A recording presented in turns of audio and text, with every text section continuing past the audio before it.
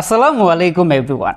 যদিও বেশ কয়েকদিন আগে হাতে চলে আসছিল সিম্ফনির নতুন লঞ্চ করা সিম্ফনি হেলিও 40, বাট কিছু সমস্যার কারণে এই ফোনটা রিভিউ তখন আপলোড করতে পারি নাই। যার জন্য চিন্তা করলাম যে এটা ব্যবহার করে এই ফোনটা আসলেই কেমন হবে সেই সব কিছু নিয়ে বিস্তারিত রিভিউ করে।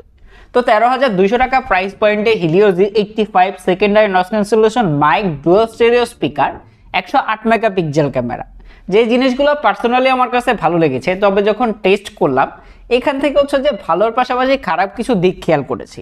তো এই প্রাইস পয়েন্টে এই ফোনটা নিলে ভালো হবে নাকি আশেপাশে ব্র্যান্ডেড স্মার্টফোনগুলোও দেখবেন, সেই সব কিছু জানানো হবে এই ভিডিওতে। তাই কোনো রকম কাটাকাটি ছাড়া দেখে ফেলেন ফুল রিভিউ। অ্যান্ড ভিডিও ভালো লাগলে অবশ্যই সাবস্ক্রাইব করে নোটিফিকেশন বেল ওপেন করে রাখবেন।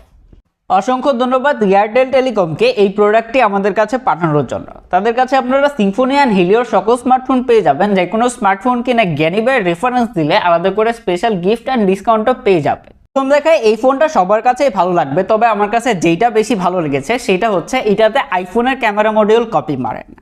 এই পুরো ফোনটায় প্লাস্টিক বিল্ড অ্যান্ড পলিকার্বনেট বডির, যেখানে এইটার ব্যাক পার্টে ম্যাট ফিনিশ দেওয়া হয়েছে কিছুটা ফ্রস্টেড টাইপের।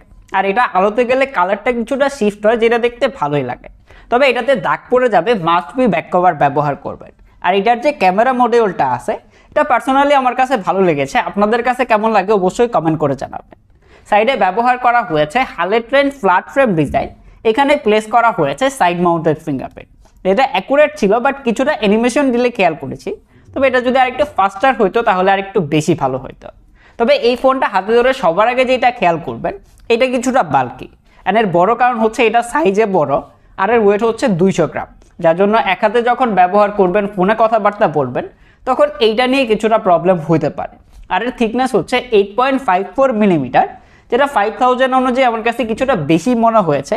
তো যদি আরেকটু থিন রাখা হইতো তাহলে দৌড়ে ইভেন হচ্ছে যে অন্যান্য কাজকর্মের বেলায় আরেকটু কমফোর্টেবল বেশি ফিল হইতো। তবে ভালো ব্যাপার যে এইটাতে ব্যবহার করা হয়েছে ডুয়াল স্টেরিও স্পিকার, যেখানে এটার যে সাউন্ডটা নিচের থেকে হচ্ছে যে 70% আর উপর থেকে 30%-এর মতো আসে। তবে যখন ফুল সাউন্ডে গান শুনবেন তখন কিছুটা ডিস্টোরশন খেয়াল করবেন। সেকেন্ডারি নয়েজ ক্যান্সেলেশন মাইক পেয়ে যাচ্ছেন। এর পাশাপাশি দুইটি সিমের পাশাপাশি মেমোরি এক্সপান্ড করতে পারবেন। Type C port and 3.5 millimetre headphone jack available আছে। হিলিও 40 কিন্তু বড় ভাইয়ের মান-মর্যাদা ধরে রাখতে পারে নাই, কেননা এইটাতে ব্যবহার করা হয়েছে 6.67 ইঞ্চের একটি IPS HD+ ডিসপ্লে, যার পিপিআই হচ্ছে 269 পিপিআই। ভালো ব্যাপার যে পাঞ্চল ব্যবহার করা হয়েছে, তবে IPS এর জন্য অনেকেই নাক ছিটকাইতে পারেন। তবে ভালো ব্যাপার যে এই প্রাইস পয়েন্টে এইটাতে পাঞ্চল ব্যবহার করা হয়েছে। এটার যদি ডিসপ্লে নিয়ে বলতে হয় তাহলে রেগুলার লাইফে এই ডিসপ্লেটা enough bright and colourful. Colour contrast ঠিকঠাকই ছিল, তেমন কোনো রকম কালার শিফটিং খেয়াল করে নাই। আর এটার যে কালারটা এটা কিছুটা পপড আউট হয়ে আসে, যার জন্য ভিডিও দেখার সময় অনেকটাই ভালো লাগে। তবে এইটার যে চিন অ্যান্ড বেজেল, এটা যদি আরেকটু ন্যারো রাখা হইতো তাহলে দেখতে একটু বেশি ভালো লাগতো। আর এটাতে আপনারা 90 হার্টজের হাই রিফ্রেশ রেট পেয়ে যাচ্ছেন, যেখানে এটার যে 90 হার্টজটা এটা ইউএফএ টেস্টে অ্যাকুরেটভাবে পুশ করতে পারে। তবে রেগুলার লাইফে যখন হচ্ছে যে day to day multitasking social media browsing করতেছিলাম, তখন মাঝে মাঝে মিসটাসে দেখা পেয়েছি, যেটা ভালোভাবেই খেয়াল করেছি। আর যদি এর ভিং অ্যাঙ্গেল নিয়ে বলতে হয় তেমন কোনো রকম নেগেটিভিটি খেয়াল করে নাই। আর এর প্রোটেকশন হিসেবে কি থাকছে এইটাও অ্যাকুরেটভাবে জানা যায় না, যার জন্য অবশ্যই আলাদা করে একটি স্ক্রিন প্রোটেক্টর লাগিয়ে রাখবেন। আর এই পিক ব্রাইটনেস হচ্ছে 480 নিটস, যেটা ইনডোর অ্যান্ড আউটডোরের জন্য ঠিকঠাকই আছে, ভালোভাবে ব্যবহার করতে পারতেছিলাম, এনাফ ভিজিবল। তবে যখন ডিরেক্ট সানলাইটে ব্যবহার করবেন তখন এটা ভিজিবিলিটি নিয়ে কিছুটা সমস্যায় পড়বেন। তাছাড়া এমনিতে ঠিকঠাকই ছিল, তবে যদি ফুল এইচডি প্লাস দিয়ে দিত তাহলে এই ডিসপ্লে নিয়ে কমপ্লেন করার কিছুই ছিল না। ইদানিং নাম্বার গেমে সিম্ফনি বেশ ভালো কাজ করতেছে। এইটাতে ব্যবহার করা হয়েছে ডুয়াল ক্যামেরা সেটআপ, যেখানে এটার মেন ক্যামেরাতে ব্যবহার করা হয়েছে 108 মেগাপিক্সেল। তবে এটা কিন্তু ইউএসডি মোড হিসেবে কাজ করে। আরেকটা হচ্ছে 2 মেগাপিক্সেলের ম্যাক্রো সেন্সর। আর এর ফ্রন্টে আসলেই পাচ্ছেন 16 মেগাপিক্সেলের সেলফি ক্যামেরা। এইটাও কিন্তু 32 মেগাপিক্সেল মোডে ছবি ক্যাপচার করতে পারে। আর এটা দিয়ে আপনারা আপ টু 2K পর্যন্ত ভিডিও রেকর্ড করতে পারবেন। তো যদি এর পিকচারগুলো নিয়ে বলতে হয় তাহলে এখানে যে সিম্ফনি হাইলাইট করছে 108 মেগাপিক্সেল, সেখান থেকে আমি অতটা ভালো আউটপুট পাই নাই। ভালো লাইটিং কন্ডিশনে ঠিকঠাক আছে, ডিটেল শার্পনেস ঠিকঠাক ধরে রাখতে পারে। বাট যখন হচ্ছে দিনের বেলায় আলো কিছুটা কমে যায় তখন হচ্ছে যে কিছুটা ওয়াশড আউট লাগে ছবিগুলা, পাশাপাশি হচ্ছে যে গ্রেনের দেখা পেয়েছি। আর এইখানে সিম্ফনির সব থেকে বেশি যেটা ইমপ্রুভের দরকার সেটা হচ্ছে যে এর পোর্ট্রেট মোড, বিশেষ করে হিউম্যান ফেসের বেলায় যে ব্যাকগ্রাউন্ড ব্লাডটা করে এটা কিছুটা আর্টিফিশিয়াল লাগে। আর এইটা ছাড়াও আপনারা যখন সাবজেক্টের কাছে থেকে ছবি তুলবেন তখন হচ্ছে যে ব্যাকগ্রাউন্ডে ব্লার সেপারেশন ইভেন হচ্ছে যে প্রসেসিং করতে গিয়ে কিছুটা ঝামেলা করে, আর প্রসেসিংয়ের বেলায় অনেকটা সময় নেয়। এইসব বিষয়ে সিম্ফনির অবশ্যই নজর দেওয়ার দরকার।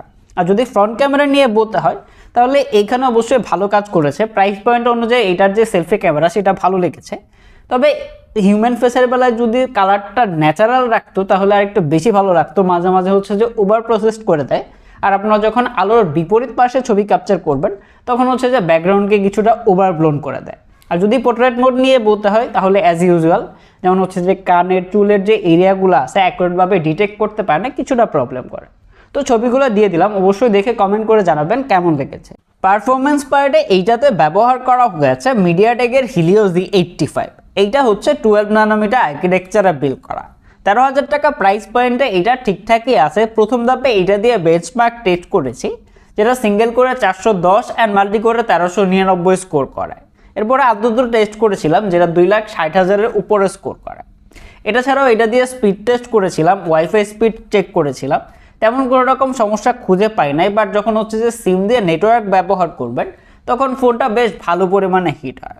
এটাতে আপনারা র্যাম রোম ভেরিয়েন্টে পাচ্ছেন 6GB RAM and 128GB internal storage. 6GB সুবাদে বেসিক কাজকর্ম, day to day multitasking, social media browsing এইগুলো ভালোভাবে সারতে পারতেছিলাম, তেমন কোনো রকম সমস্যা হয় নাই। অ্যাপ ওপেনিং স্পিড টেস্ট ঠিকঠাকই ছিল, বাট ব্যাকগ্রাউন্ডে যখন একটু বেশি অ্যাপ রেখে কাজকর্ম করবেন তখন হচ্ছে যে ক্র্যাশ করে আবার নতুন করে লোড হয়। সো এই জিনিসটা নিয়ে একটু সিম্ফনির কাজ করার দরকার আছে। আর যদি গেম প্লে নিয়ে বলতে হয় তাহলে বেসিক গেম প্লে যেমন হচ্ছে subway surfer, temple run, free fire এইগুলো খেলেছিলাম, ভালোভাবেই খেলতে পারতেছিলাম, তেমন কোনো রকম সমস্যা হয় নাই। তবে অ্যাসপল 9 খেলতে গিয়ে কিছুটা প্রবলেম ফেস করেছি। গাড়িগুলো যখন ক্র্যাশ করে তখন কিছুটা ফ্রেম ড্রপের দেখা পেয়েছি, আর এটার যে কালারটা কিছুটা স্যাক্রিফাইস করতে হবে। আর এটা দিয়ে কল অফ ডিউটি মোবাইল খেলেছি, যেটা মিডিয়াম গ্রাফিক্সে হাই ফ্রেম রেটে সেট করে খেলতে পারবেন। যদিও শুরুর দিকে গেম প্লে অনেকটাই ভালো ছিল, বাট অনেকক্ষণ খেলার পরে ফোনটা বেশ ভালো পরিমাণে হিট হয়। বিশেষ করে ক্যামেরা মডিউলের যে পার্টটা, এই পার্টে বেশ ভালো পরিমাণে হিটিং ইস্যু খেয়াল করেছে। আর এর সফটওয়্যার পার্টে আসলেই পাচ্ছেন অ্যান্ড্রয়েড 14, যেটাকে আবার সিম্ফনি কিছুটা কাস্টমাইজ করেছে, যেখানে আলাদা করে ব্লোটওয়্যারের দেখা পায় নাই, বাট দু একটা দেখতে পেরেছি যেগুলোকে আবার আপনারা আনইনস্টল করতে পারবেন। এটা ছাড়া হচ্ছে যে আলাদা করে কিছু অপশন দেওয়া আছে, যেমন হচ্ছে যে smart touch, smart wake up. এটা ছাড়াও আরও অনেকগুলো অপশন দেওয়া আছে যেগুলো ব্যবহার করে এই ফোনটাকে আরও বেশি কাস্টমাইজ করে নিতে পারবেন। এটা ছাড়া regular multitasking, social media browsing করতে গিয়ে তেমন কোনো রকম ল্যাগ বা হিকাপের দেখা পায় নাই, মানে বাকবাল্লুকেরা দেখা পায় নাই। তবে সফটওয়্যার আপডেট নিয়ে কয় বছরের সফটওয়্যার আপডেট, সিকিউরিটি প্যাচ আপডেট এইগুলা কি পাবেন এটা নিয়ে সিম্ফনি ক্লিয়ার কাট বলে নাই। তবে এটা বলতে হবে এই ফোনটা ব্যাটারি ব্যাকআপ সত্যিকার অর্থে আমার কাছে ভালো লেগেছে। এইটাতে ব্যবহার করা হয়েছে 5000 mAh ব্যাটারি।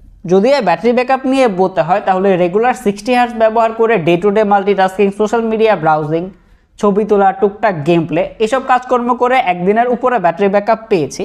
বা যারা হচ্ছে যে হার্ডকোর ইউজার 90 Hz ব্যবহার করেন, একটানা গেম প্লে করেন, তারা এইটা থেকে একটানা গেম প্লে করলে 5 থেকে 5.5 ঘন্টার উপরে স্ক্রিন অন টাইম পেয়ে যাবেন। বাট সব কিছু মিলিয়ে করলে 6.5 থেকে 7 ঘন্টার মতো স্ক্রিন অন টাইম পাবেন। আর এই বক্সে দেওয়া হয়েছে 18 ওয়াটের একটা চার্জার, যেটা দিয়ে এই ফোনটা 0 to 100% হইতে 2 ঘন্টা 10 থেকে 25 মিনিটের মতো সময় লাগে। ওভারঅল 13,200 টাকা প্রাইস পয়েন্টে এই ফোনটার যদি ভালো খারাপ নিয়ে বলতে হয় তাহলে এই ফোনটার অনেকগুলো দিক সত্যিকার অর্থে ভালো লেগেছে, তবে কিছু কিছু জায়গায় সিম্ফনির অবশ্যই ইমপ্রুভের দরকার আছে। তো প্রথমে যদি ভালো দিকগুলো নিয়ে বলতে হয় তাহলে এইটার ডিজাইনটা আমার মনে হয় যে অনেকের কাছেই ভালো লাগবে, এইটা নিয়ে আসলে তেমন করে বলার কিছুই নাই। তবে ডিসপ্লে পার্টে যদি ফুল এইচডি প্লাস দিয়ে দিত তাহলে আমি চোখ বন্ধ করে সবাইকে রিকমেন্ড করে দিতাম। তারপরে এখানে ভালো ব্যাপার যে ফুল এইচডি প্লাস না দিলেও পানসোল দিছে, যে জিনিসটা এই প্রাইস পয়েন্টে খুব কমই দেখা যায়। তবে ক্যামেরা আর পারফরমেন্স পার্টে অবশ্যই সিম্ফনির ইমপ্রুভের দরকার আছে। এখানে যে 108 মেগাপিক্সেল ক্যামেরা দেওয়া হয়েছে সেই অনুযায়ী এটার আউটপুট সন্তোষজনক ছিল না। তারপরে এই ফোনটা আসলে আপনাদের কাছে কেমন লেগেছে অবশ্যই কমেন্ট করে জানাবেন। তবে এই প্রাইস পয়েন্টে যারা আসলে নিতে যাচ্ছেন ওইরকম হার্ডকোর গেম প্লে না করলে বেসিক কাজকর্মের জন্য এটা দেখতে পারেন।